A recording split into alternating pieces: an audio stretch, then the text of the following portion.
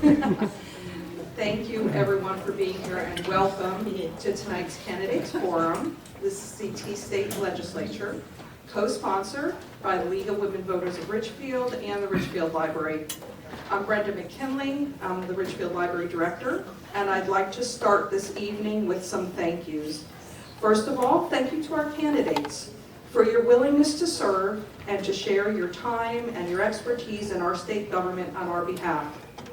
Thank you for being here tonight so the people whose vote you're seeking have the opportunity to hear from you directly.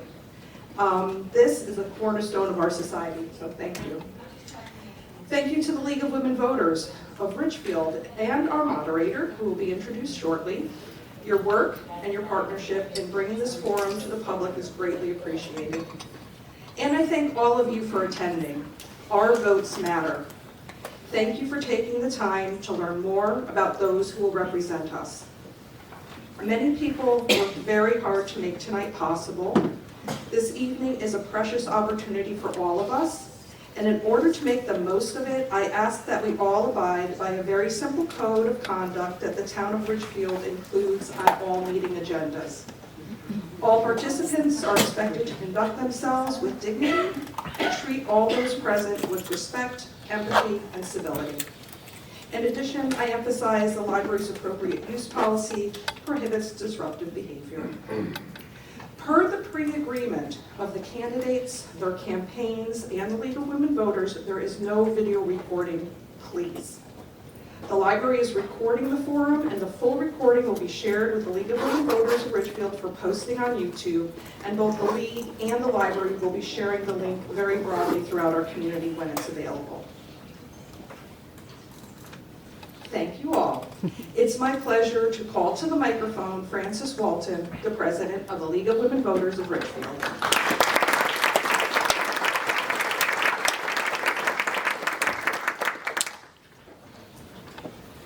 Thank you, everyone. I just want to take a moment before we start proceedings to give you an explanation of the Candidates Forum process and purpose. The League of Women Voters of Ridgefield started this process in the summer when we reviewed our guidelines about debates. We liaised with the Ridgefield Library to book space and spoke to the League of Women Voters of Connecticut to secure a moderator. The League of Women Voters of Ridgefield and Ridgefield Library partner in this forum because both organisations seek to provide space to educate and inform voters. The library also has the equipment to record the event and upload it to the League of Women Voters YouTube channel, so that's a real asset. No one from the League of Women Voters of Ridgefield has any contact with the technology. It is loaded directly from the library to our YouTube channel. When that is confirmed and all candidates have been selected by their respective parties, we draft an email and send it to all the candidates' emails per their campaigns and invite them to attend this forum. This letter was sent in early August to candidates for the 4 seats that represent Ridgefield. All candidates agreed to participate. We were excited because this was the first year that all candidates for the seats were women. In this letter, we state our no empty chair policy that we have used for many years and all the other guidelines about how we will run the debate in a fair and non-partisan manner. We have encountered many questions about the no empty chair issue this year because of the late withdrawal of candidates. Let me be clear, from our first communication with the candidates, we explained that only candidates who meet the standard of qualified candidates will be seated, and if only one candidate for any race agrees to participate, then we will not hold a debate. There are other states where empty chair debates have occurred. Currently, the League of Women Voters of Connecticut does not recommend this, and our partner, the Ridgefield Library, and the League of Women Voters of Ridgefield both have 501c3 status, which we guard. We have a procedure to accept questions, allow a moderator to direct the flow of the evening, and to ensure a fair process for all participants. The League of Women Voters of Ridgefield provides volunteers to staff this event and ensure smooth proceedings for all attendees. On Saturday and on Monday, 2 candidates for the State Senate District 24, State Senate District 26 emailed us Ms. Michelle Coelho and Ms. Tammy Evans to say that they were withdrawing from participation.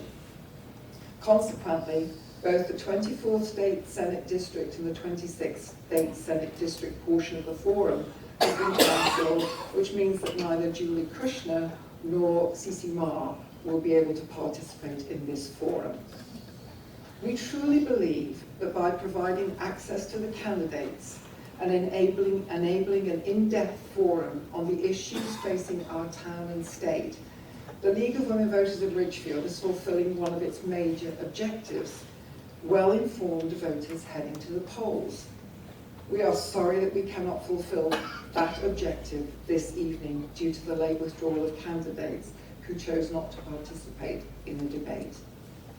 I want to thank you all for coming and sharing your evening with us, and I want to express heartfelt thanks to those candidates who have come this evening to participate. Thank you. I would now like to introduce our moderator. Our moderator is Laura Smits, who was here only 2 weeks ago. She came to the Ridgefield Library to give a great talk on early voting and the referendum question on this year's ballot, no excuse absentee voting. Ms. Smits has been a member of the League of Women Voters of Connecticut since 1999. She was an elected representative of the Western Board of Education from 2001 to 2005, and the Registrar of Voters from 2008 to 2016. Currently, Ms. Smits is the Director of Communications for the League of Women Voters of Connecticut, and she has previously been the President of the League of Women Voters of Connecticut and VP Voter Services Chair. Currently, she is a member of the Norwalk League and a Certified Elections Moderator for the City of Norwalk. We are thankful that she is here to moderate this forum, and I am happy to hand over proceedings to her at this time.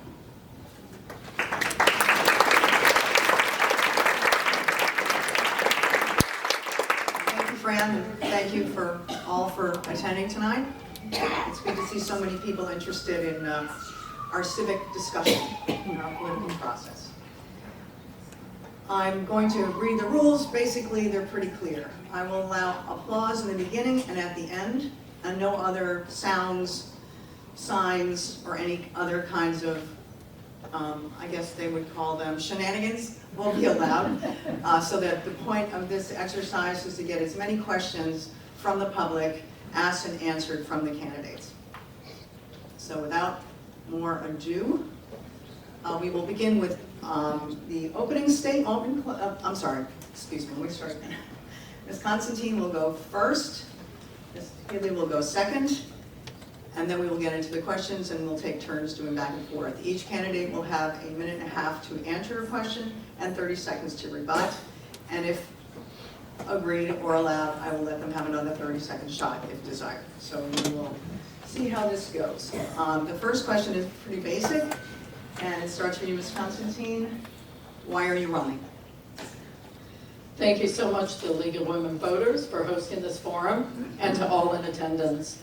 I'm running to serve the 42nd District because we need a representative in Hartford who knows our community, who will be a champion for the issues that matter most to our district, and who will work tirelessly to find positive and constructive solutions. I've spent the last 20 years volunteering in our public schools and recruiting skilled and dedicated residents to serve on our town boards and commissions. As a mom, I've seen my kids through excellent public schools here, and as a daughter with aging parents, I know the myriad challenges that come with navigating the issues confronting our seniors and elder care. I've seen firsthand what our kids need, what our families and seniors need, and what we need in our towns to keep a strong community going. But I also know that these needs are constantly changing, and why communication is so important. When I speak with voters, I hear they want to reach their representatives, to talk and be heard.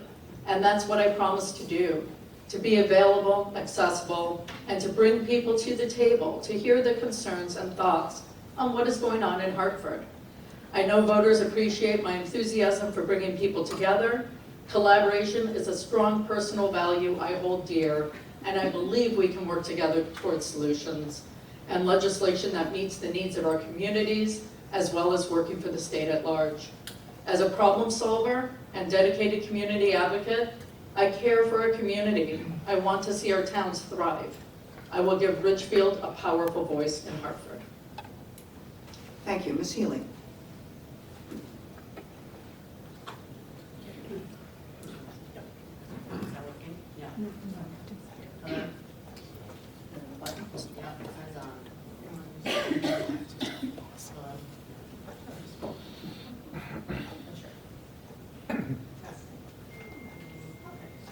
Okay. Sorry about that.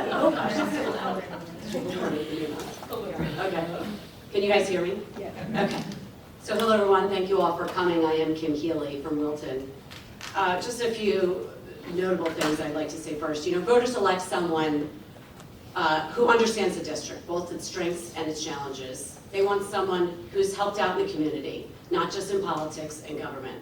They want someone who will be their voice when Hartford overreaches, not someone who will fall in line with party politics.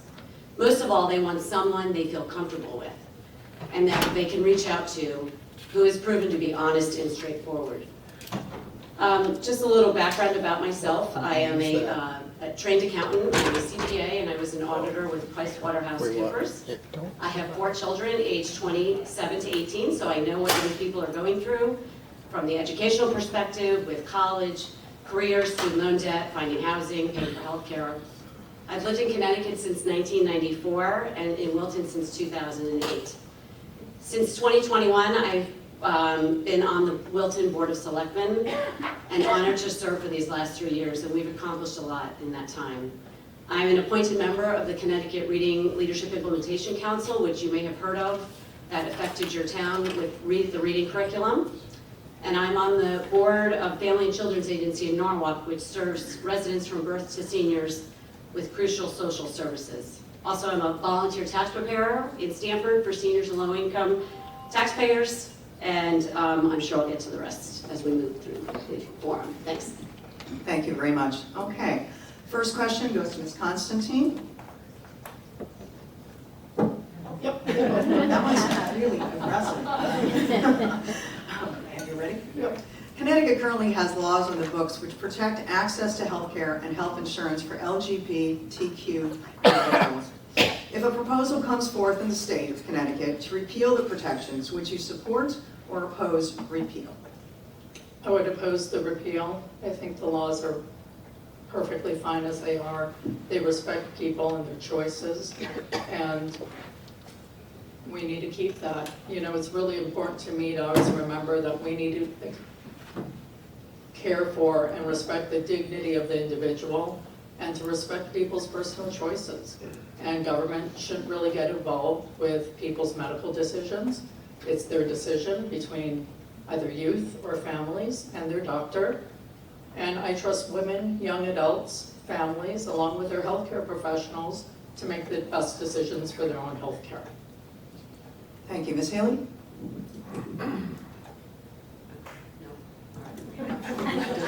It's only like one at a time. Yeah. Is it a? You're going to have to go on. Okay. So, I've forgotten the question, but I think it was that the state. Okay, the question is, if this is about LGBTQ plus individuals, if a proposal comes forth in the state of Connecticut to repeal the protections, would you support or oppose the repeal? Well, I think the ultimate question really is, do we all believe in discrimination, which we do not, right? I don't believe we should discriminate against any person, regardless of what their life choices are. You know, is it? I guess I would have further questions to whoever the person is that asking it. Are they mandating? Oh, well, I can talk to you afterwards if you happy to. You know, I mean, are we talking about mandating private businesses? Are we talking about the state providing health care? You know, there'd be a lot more things that we would want to talk about. But ultimately, I don't believe in discrimination against any particular person, and they should all, you know, everyone should have access to health care. Okay, thank you. Next question goes to you first, Ms. Healy. Sorry. What legislative steps would you take to reduce regulatory and tax burdens on small businesses in Ridgefield? Oh my gosh, this is a great one. Well, we could say it's statewide, right? I mean, our small businesses are really hurting. The pandemic was a disaster. We closed small businesses and yet, left other, no offense to liquor stores, we left large liquor stores open and we had small businesses shutting. There's a lot that the state can do and really needs to do for our small businesses. They are the life and blood of our communities, especially in our small towns. There's a very large list of fees and charges that we have on our small businesses. I can tell you my hairdresser complains about them every time I go, and I'm only in Wilton, and we have very little control over the fees that we charge at that level. Certainly most of them come from the state, so we would want to explore all of them and try to, no offense, get rid of as many as we can. Thank you. Ms. Constantine, same question. I agree. We need to give small businesses and all businesses the support we can, because we depend on businesses to drive the economic vitality of our state. We see in our towns that businesses are also part of our tax base, which, in Wilton, I'm sure over here, we just had a reevaluation. And because so many small businesses have either closed or stores have closed, our commercial property values went down and our home mortgage or home property taxes went up. So we really need to make sure at the town level that they're doing what they can to help promote small businesses, one-stop shopping, making sure there's no barriers at that level. And at the state level, we need to make sure that regulations are not prohibiting small businesses from opening here. We have an educated workforce. We really should be attracting businesses, whether either, mom and pop stores in town, restaurants, and also what we can do on the innovative side to attract more businesses here. Because they provide employment for our kids, for ourselves, and they also contribute to our tax base. Okay, hold on to that one. I just wanted to add something I learned today from a young gentleman who's actually in trade school. I think that we really need to have the discussion about not every child really should be going straight on the college path. We see so many, I have 3 young sons. I mean, I can't tell you how many of them, sorry, they're not really young, I guess, but to me they're young. No, they're young, because that way we're young. But not every child should be going to college straight away, or maybe at all, right? And we should really be promoting our technical schools and reinvesting in them so that we all have access to plumbers and electricians and all the really important people that we need to survive. Thank you. Okay, question 3. Ms. Constantine, what is your opinion on the referendum question to amend the Connecticut State Constitution to allow for no excuse absentee ballots? Listen, I support no excuse absentee ballots. I find a lot of people at the door too. When they talk about it, they wonder why we have to have excuses.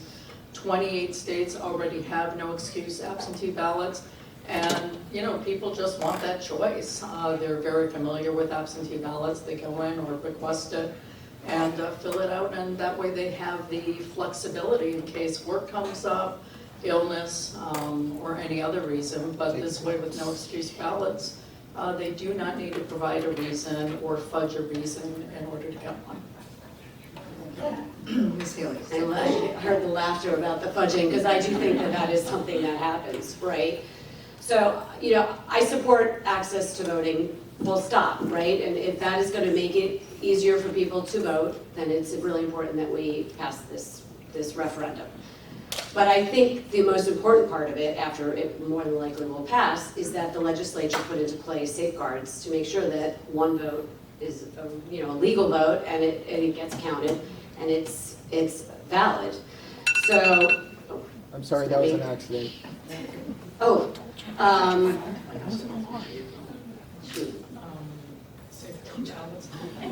Safeguards. Yes. Anyway, look, it really will come down to the legislature, right? So we were at a league meeting recently, and the woman next to me, who's one of the moderators in Wilton, said with the early voting, right? We know that the legislature passed 14 days, 7 days for the summer primary. It was too much, right? It was too much, it was too expensive, they didn't get enough turnout. So this election coming up will determine how the early voting numbers show up. I do expect this next session, the legislature should amend what they've already put in place. And then hopefully with the absentee, no excuse absentee voting, put in some really good safeguards to ensure that our voting is secure. So hang on to that, Healy. Next question. Do you have anything to add to that, Ms. Constantine, or No, it's the okay. absentee voting? We're good? Okay, moving on. Okay, Ms. Healy, do you support red flag laws? Why or why not? I believe red flag laws, this is relative to guns. I'm assuming it's a red flag for mental, I'm speculating that's red flag laws for people to access Red firearms. flag law is a tool, it's not a criminalized process, it's a tool that police can use. Correct. If somebody lets them know that somebody might be harming themselves or others, and then they can remove those firearms from that person's home after an investigation. Thank you for the explanation. Did everyone hear that? It's basically red flag law is if someone is experiencing a mental illness, the law enforcement can take away their firearms so they do not harm themselves or others. So, the red flag law, do you say yay or nay? Is it already here? Or is it being proposed? It's really not appropriate. Okay. Yeah, it's already in Connecticut. It doesn't apply to Connecticut? No. Okay. We have a lot of questions that are national questions, and I wasn't sure. Oh, okay. Oh, you mean having this pop, you mean me? Okay, never mind. Let's move on. Okay, so No, she was talking something else, so Okay. it is regarding Connecticut. I believe that the question is a general question about red flag laws and your opinion of a red flag law in general. Well, the opinion as provided, which is all I really am sorry to say, have to go on, seems appropriate, right? If someone's having a mental breakdown and they have access to a gun, then the police should use their discretion to remove it from the home. Okay, let's try another question. Well, so I should answer. Go ahead. if you want to So, answer. listen, we saw what happened in Georgia. They didn't have red flag laws. We have it here. We've made quite good progress on gun safety legislation to keep our kids safe, to keep our communities safe. But we can do more. Red flag laws are very important, as we see in other parts of the country. We still don't have protection for police to go in to take away from stalkers. And there's so much more we can do, and that requires legislation. We have a lot of gun violence here. It's affecting our kids. It's affecting their mental health. And, part of it is, should we be looking into more gun violence prevention programs, particularly in areas that have issues? Can we divert kids away from gun violence? Guns are the #1 killer of children now. And it's quite sad. I worked with Moms Demand Action on Be Safe, on their safety event in Stamford, where it was important to make sure that people knew that we do have safe storage gun laws. And if you have a firearm, Second Amendment right to have one, they do need to be stored safely in order for kids not to have accidents. And as a Connecticut Against Gun Violence endorsee, I really believe this strongly, that we need to do what we can to reduce gun violence. Okay, thank you. Ms. Constantine? Sure. But, I just want to add, another thing, I guess, just related to removing guns, the police accountability bill a few years ago removed the ability for police officers to search vehicles. And apparently, from what the police that I've spoken to have said, they used to find a lot of different types of, guns or other paraphernalia, things that they should be confiscated during those searches, and they have lost that ability to remove those from the streets. Okay, thank you. Ms. Constantine, next question, let's start with you. How do you think Connecticut should address the affordable housing crisis in the state? Do you think there is a lack of affordable housing in Connecticut? And do you support the reforms to the state's 830G laws that mandate at least 10% of municipalities' housing stock be deemed restricted as affordable? Is this realistic in towns like Ridgefield? Well, we all see these areas, is any housing here really affordable? But when it gets to housing, I hear a lot on the doors where there is a lack of housing for residents. You know, residents who want to downsize, residents who want more senior-friendly living layouts as they grow older, residents who want their kids to move back here. And if we do increase housing, and we know employers want housing, you know, businesses, in order to attract businesses here, we do need more housing. We're about 90,000 units short statewide. Doesn't mean they all have to come here and all that, but in the sense that it's something that the state as a whole has to look at in order to be able to attract more business here. And, you know, regarding 830G, you know, it's kind of a developer's tool to get around P&Z. Yeah, it should be really looked at, because in the last 27 years or so since it came about, has it really achieved our goal of increasing housing? In Wilton, you know, we just had a P&Z, a master plan overlay, and they forgot to put in an affordable housing component. So we're going to be getting 3 more buildings in one center that they say they only have to put in 3 affordable housing units. But again, when we talk about affordable housing in this area, we're talking about someone probably earning $100,000 a year. These are our teachers, these are our police, these are people we want here in our community who are part of our community. Thank you, Ms. Healy. So this question was asked, I'm not sure if you got asked it by the local press, and I pushed back a little bit, and I said, you know, we have more than just an affordable housing problem in Connecticut, we have an affordability problem with lots of things, right? We know that we're the second highest tax state in the country, you know, the highest gas taxes, electric rates. At this point with inflation, we have really high interest rates. To what goes into what they consider affordable housing, that we really need to look at it in pieces and try to break it down. You know, we are both from Wilton, so obviously we know the most about that. And I can tell you as a selectman, we are also on the Water Pollution Control Authority. I think Ridgefield has their own sewer capacity plant, but we actually get our sewer capacity through Norwalk. And we've maxed it out. We have no more ability to give out any more building permits or water capacity permits.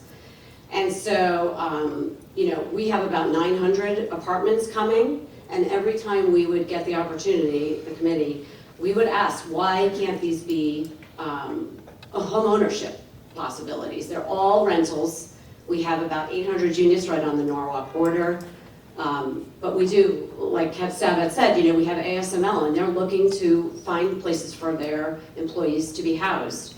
And it's really important that we address it all, but I think saying that we have a housing, that we have a housing shortage, you know, we really need to think about that, because if it's using 830G criteria, then it's even worse than probably it looks. But I think if we were able to really look at all of our housing holistically, we would find that we're not in such bad shape, and there's other problems to address first. Thank you. I would just add, part of the housing issue and for employers, you know, the question not only is where their employees going to live, you know, it's not that they have to be right next to their work, but this is also a transportation issue. How fast can we get people around the town, in between towns? How long does it take for people to take commutes? Let's say if they're living in Newtown down to ASML. What can we do regarding trains? You know, can we get better train service? Can we make it easier for commuters to get off the roads and use trains? Thank you. Next question. Ms. Healy. Oh, I've lost your hand. Do you support paid family medical leave, including the recently expanded definition of family? We already have paid family leave in Connecticut, which I believe. Do you support that? Oh, well, would I propose to repeal it?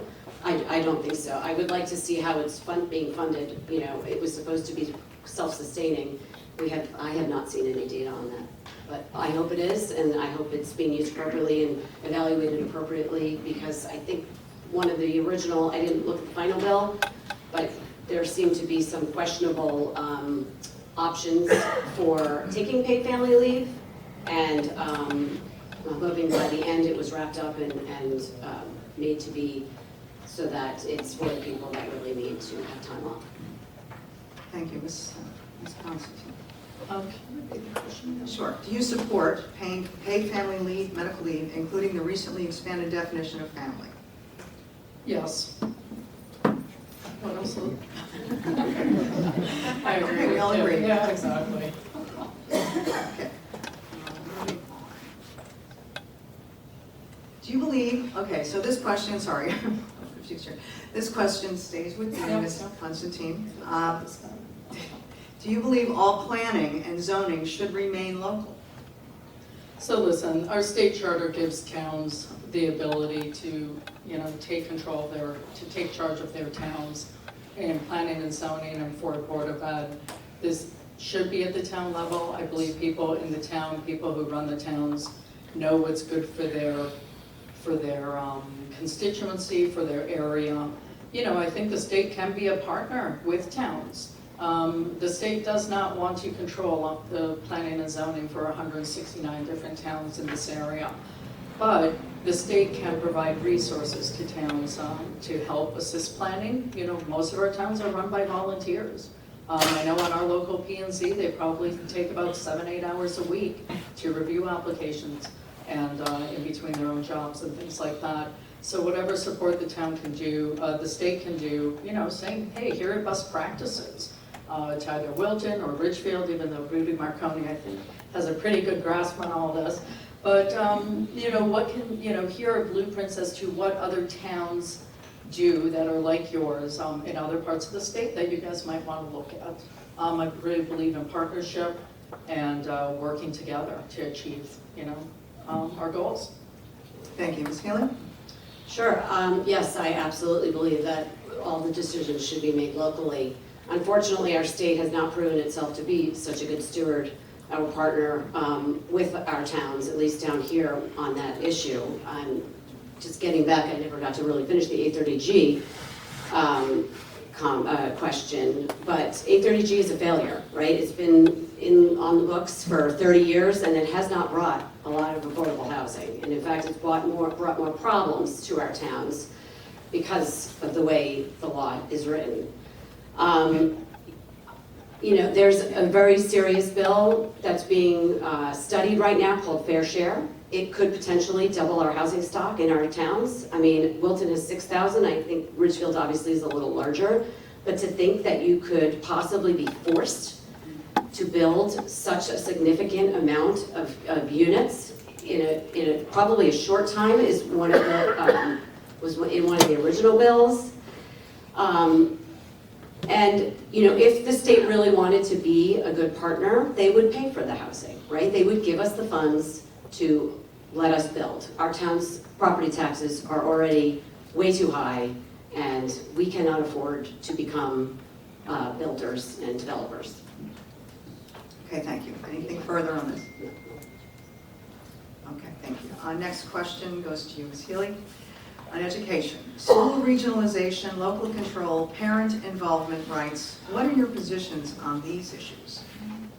I forget what the first one was. School regionalization. Yeah, no, Local control. yes, Parent involvement and rights. sure. I mean, I'm a parent. I should definitely, obviously work with the schools to ensure they're well educated. As I mentioned in my opening, I'm a member of the Connecticut Reading Leadership Implementation Council, which was set up to oversee the enactment of the law. Unfortunately, that law was supposed to give towns like Ridgefield, Wilton, most towns in Fairfield County that are very high achieving and have really good reading outcomes with the ability to opt out by obtaining a waiver. Unfortunately, the state decided it's on itself, or the Department of Education, to deny all of our towns waivers based on no data. And I will tell you, I pushed really hard. That is my background. I really was very upset, and I worked across the aisle and pushed and worked with the chair of the Education Committee. Interestingly enough, he is not running for office, which I'm not sure why. I would love to know if he was pushed out. But this is just another attempt to, be a conspiracy theorist and try to take control of our schools through the bottom up instead of coming down from regionalization. Thank you, Ms. Constantine. So school regionalization was defeated back in 2019. Democrats from our area did not support it. I never supported it. I submitted testimony saying why I did not support it. And local control, we all moved here, most of us moved here for the schools. We moved here for the quality of our schools. And whether your kids are in the schools or not, our housing values are based on the quality of our schools. And, from school regionalization time, all that research, we know that local schools at around 4,000 students are almost the optimal size school district. Smaller than 2,500, they're inefficient. Bigger than 4,500, they start gaining efficiencies too. So when we have local schools, we have superintendents who are close to the teachers, who are close to the students, and parents in between. There's a lot of communication. We have parental involvement in our schools because of that. Our administration welcomes parental involvement. And that's what you can do at the local level when they're well run by staff and by elected school board members from our town who really take the input in from other parents. As 16 years in PTA, 5 years as PTA president in 2 schools, I saw how they welcome parental involvement and facilitated it too. Whenever we had concerns or issues on the parents' side, I brought people in because that's how we can really find solutions that help our kids. Okay, thank you very much. Ms. Constantine, the next question goes to you. Connecticut, let's say, I'm going to do this one instead. This is a bit of a national one, but it'll work. Do you think a national abortion ban would be good or bad for Connecticut and Ridgefield? It would be absolutely horrifying and terrible if we have a national abortion ban. We have protections here, but we know Republicans all across the nation are trying to take away women's reproductive rights. We know in Texas that the Attorney General down there is trying to access any woman's medical records from if they leave Texas. And I mean, just the invasion of privacy. I trust women to make their own decisions. As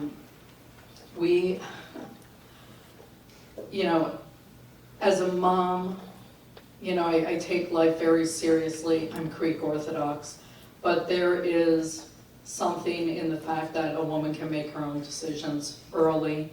And as a mom, as a friend, as knowing so many other women, I know so many women who were in second trimester that they had very personal, devastating diagnoses, and politicians, judges, particularly police, have no business making a medical decision for someone else. And we see what's happening in other parts of the country where abortion is limited, where, they say, oh, we have rights, life of the mother. But what does that mean? Because doctors are afraid to do anything. We're tying doctors' hands behind their back because they are so afraid to act and actually get thrown into jail themselves. Meanwhile, they're waiting for women to go into sepsis, to almost die, before they will offer medical treatment. And we need to stop that. We need to really hold firm here at the Connecticut level and do what we can to prevent any of this from happening. Thank you. Ms. Healy? Thanks. I run here 2 years ago. I run locally in Wilton. I've been very clear on this issue. I would not want to see this brought up again at the national level. I prefer it to be done here in our state. I think we have great laws on the books. I would like to see them stay. It is not a partisan issue here in Connecticut. You do not see Republicans out there stumping to repeal them, especially down here in Fairfield County. So I can tell you that, I always stand up for women. I also have a daughter, so, I speak for her and I protect her, and I do not, again, want doctors or politicians making any decisions for her. I very much am a limited government type of person. But, there's a lot more to this than just one particular procedure, right? We have all reproductive rights. I'm someone that has had twins with assistance, 2 other children that have come with difficulty. And so, do I want those rights taken away? Either I do not. So frankly, I find it upsetting that we even are having this conversation in this state where we know those rights are protected. Okay, thank you. Anything further? Yes, I'd like to add that, I believe Ms. Healy said something about she's happy with it at the states. I'm not happy with it at the states because I want women all across the nation to have the same rights we have here and in other states that are not limiting abortion rights, reproductive health. And we know that Republican states, red states, are bringing cases back up to the Supreme Court where they said, oh no, it's a state issue. They want to bring it back up to the national level at the Supreme Court and then make a national abortion ban. So I think we all need to stay really firm. Okay, thank you. Ms. Healy gets the mic this time. We did. Shouldn't it be? We're out of time. Yes. Okay, you ready? Yeah. Closing statement. Oh. Right? Yes. Yeah. 2 minutes. I got it. I timed it. I hope. So, thank you all so much for coming out tonight. We all know that an informed electorate is critical for a healthy democracy. I've been out canvassing daily, trying to get to every door in the district, so if I haven't seen you or my palm card at your door, I hope to get there soon. What I want you to take away tonight about me and what I will deliver as your representative is honesty, integrity, strong leadership, and someone with a proven record of hard work. I know these things matter, especially in this local state race now more than ever. I promise to listen to you. A lot of the job is, as a state representative, is constituent services. I will not prioritize my help based on your support of me or your political party. I have a proven record of doing this as well. I promise to inform you on the challenging legislation that comes before us and how I vote and why I voted in a certain way. I will vote for what is best for Ridgefield, New Canaan, and Wilton, and what will make Connecticut fiscally sound and continue to make Connecticut a state that we are all proud to call home. Once upon a time, we were a state that attracted businesses and residents, that provided great services relative to our tax burden, and we were seen as a leader to be emulated by other states. We must elect leaders who will make this return a priority. The common thread for all the things we want for our families and for our community, we can achieve when our government works as a team and not with partisanship and using rhetoric. Connecticut is close to having a supermajority of one party. We should all be able to agree that no one has a monopoly on good ideas. It takes a balance of proposed solutions to get the best outcomes. As your next state rep, I will work, as I have always done, collaborating with everyone at the table so there is a better future for all of us and our businesses. As a reminder, I will be on the ballot twice. As I am cross-endorsed by the Connecticut Independent Party. Please only vote for me once. My name is Kim Healy, and I ask for your vote on November 5th. Thank you very much. And I just wanted to, I'm sorry. Go ahead, Ms. Constantine. I jumped ahead of myself. My brain is not working tonight. I apologize. Go right ahead. Thank you, everyone, for taking the time to come out and listen to the two of us so you know who your candidates are. As your state representative for the 42nd District, I intend to maintain open communication and cooperation between Hartford and our district. Since I've entered this race, I've had a great number of one-on-one conversations with voters, and I am listening intently. Voters are telling me that they want their state representative to focus on making it easier to start and grow businesses in Connecticut. I want to be crystal clear about this. I am a pro-business Democrat. Having robust businesses is vital to supporting our economic base and vitality of the state. Second, making our towns more affordable for seniors and young adults, and reducing the overall cost of living. We need sensible tax, energy, and housing policy. Seniors should be able to stay in our community, and we should make sure that they have the services they need. Everyone wants to ensure the educational excellence of our schools and the safety of our children. The excellent public schools of Ridgefield, Wilton, and New Canaan is the #1 reason why many of us choose to live here. We want our kids to get a good education and grow up in safety.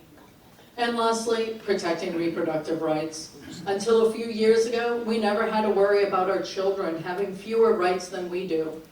Reproductive rights in this country are under attack, and we need a strong voice in Hartford to ensure that, at least in Connecticut, our daughters and granddaughters don't end up worse off. Our district needs active participation in the planning and implementation of any statewide program or developments that come up in legislative session. I promise to be your voice. I intend to be an active participant as your representative. I want the 42nd district to grow and improve. I intend to get things done and done well for the 42nd in your name. I ask for your vote to serve and champion our community up in Hartford. Thank you. Thank you very much.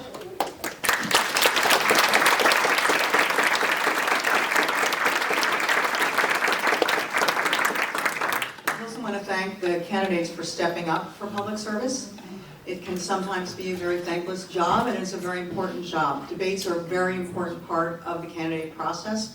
They are almost like a job interview for the voters. And I just want to remind everyone, early voting starts on October 21st and November 5th is election day. So please make sure you turn out.